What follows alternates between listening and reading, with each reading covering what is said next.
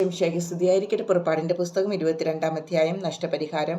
ഒരുവൻ കാളയെയോ ആടിനെയോ മോഷ്ടിച്ചു കൊല്ലുകയോ വിൽക്കുകയോ ചെയ്താൽ അവനൊരു കാളയ്ക്ക് പകരം 5 കാളയെയും ഒരാടിന് പകരം 4 ആടിനെയും കൊടുക്കണം. ഭവനഭേദനത്തിനിടയിൽ പിടിക്കപ്പെടുന്ന കള്ളൻ അടിയേറ്റ് മരിച്ചാൽ അവന്റെ രക്തത്തിന് പ്രതികാരം ചെയ്യേണ്ടതില്ല. എന്നാൽ സൂര്യോദയത്തിന് ശേഷമാണ് ഇത് സംഭവിക്കുന്നതെങ്കിൽ അവന്റെ രക്തത്തിന് പ്രതികാരം ചെയ്യണം. മോഷ്ടിച്ച വസ്തു മുഴുവൻ മോഷ്ടാവ് തിരിച്ചു കൊടുക്കണം. അവന്റെ കൈവശമൊന്നുമില്ലെങ്കിൽ അവനെ വിറ്റ് നഷ്ടം ഈടാക്കണം.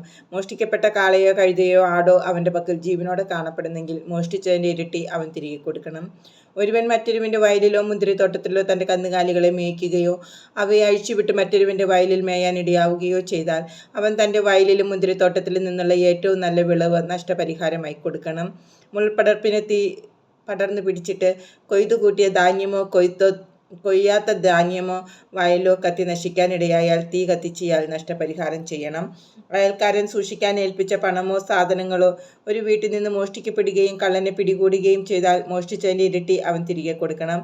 കള്ളനെ പിടികൂടിയില്ലെങ്കിൽ താൻ അയൽക്കാരൻ്റെ വസ്തുക്കളിന്മേൽ കൈവച്ചിട്ടില്ലെന്ന് വീട്ടുടമസ്ഥൻ ദൈവത്തിനു മുമ്പിൽ സത്യം ചെയ്യണം. കാള, കഴുത, ആട്, വസ്ത്രം, നഷ്ടപ്പെട്ട മറ്റെന്തെങ്കിലും വസ്തു ഇവയെപ്പറ്റി തർക്കമുണ്ടാകുകയും ഇതെൻ്റേതാണ് എന്ന് 2 പേർ അവകാശപ്പെടുകയും ചെയ്താൽ ഇരുവരും ദൈവസന്നിധിയിൽ വരട്ടെ. കുറ്റക്കാരനെന്ന് ദൈവം വിധിക്കുന്ന ആൾ തൻ്റെ അയൽക്കാരന് ഇരട്ടി തിരികെ കൊടുക്കണം. ഒരുവൻ അയൽക്കാരൻ്റെ പക്കൽ സൂക്ഷിക്കാൻ ഏൽപ്പിച്ച കാളയോ കഴുതയോ ആടോ മറ്റെന്തെങ്കിലും മൃഗമോ പരിക്കേൽക്കുകയോ ചത്തുപോവുകയോ നഷ്ടപ്പെടുകയോ ചെയ്യുകയും അതിന് സാക്ഷിയില്ലാതിരിക്കുകയും ചെയ്താൽ ആ അയൽക്കാരൻ കർത്താവിൻ്റെ നാമത്തിൽ സത്യം ചെയ്ത് തൻ്റെ നിരപരാധത തെളിയിക്കണം. ഉടമസ്ഥൻ സത്യപ്രതിജ്ഞ അംഗീകരിക്കണം. മുതൽ തിരിച്ചു കൊടുക്കാൻ അപരന് കടമയുണ്ടായിരിക്കുകയില്ല.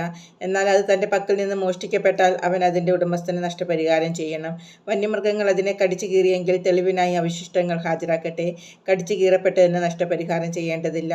ഒരുവൻ തൻ്റെ അയൽക്കാരനിൽ നിന്ന് എന്തെങ്കിലും മൃഗത്തെ വായ്പ വാങ്ങിയിട്ട് ഉടമസ്ഥൻ്റെ സാന്നിധ്യത്തിൽ അത് ചാകുന്നതിനോ അതിന് മുറിവേൽക്കുന്നതിനോ ഇടയായാൽ അവൻ നഷ്ടപരിഹാരം ചെയ്യണം.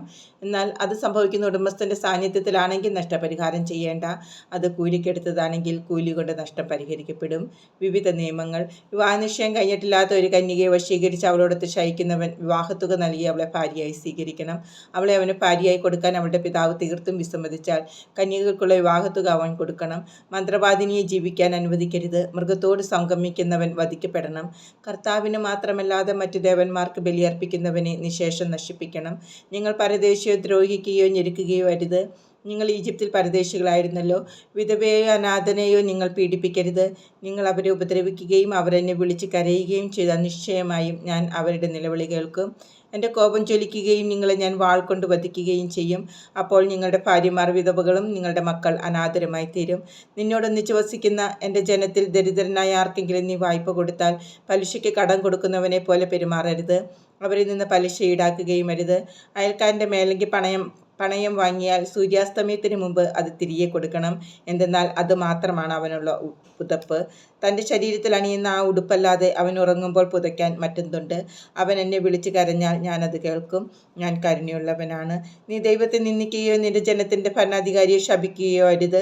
നിന്റെ മെതിക്കളത്തിലെയും ചക്കുകളിലെയും ഫലസമൃദ്ധിയിൽ നിന്ന് കാഴ്ച സമർപ്പിക്കാൻ വൈകരുത്. നിന്റെ പുത്രന്മാരിൽ ആദിജാതനെ എനിക്ക് നൽകണം. നിന്റെ കാളകളെയും ആടുകളെയും സംബന്ധിച്ചും ഇപ്രകാരം തന്നെ ചെയ്യണം. അവയുടെ കടിഞ്ഞൂൽ 7 ദിവസം തള്ളയുടെ കൂടെ കഴിയട്ടെ. 8-ാം ദിവസം നീ അതിനെ എനിക്ക് തരണം. നിങ്ങൾ എനിക്ക് സമർപ്പിക്കപ്പെട്ട വിശുദ്ധ ജനമായിരിക്കണം. വന്യമൃഗങ്ങൾ കടിച്ചു കീറിയ മാംസം നിങ്ങൾ ഭക്ഷിക്കരുത്. അത് നായ്ക്കൾക്ക് എറിഞ്ഞു കൊടുക്കണം.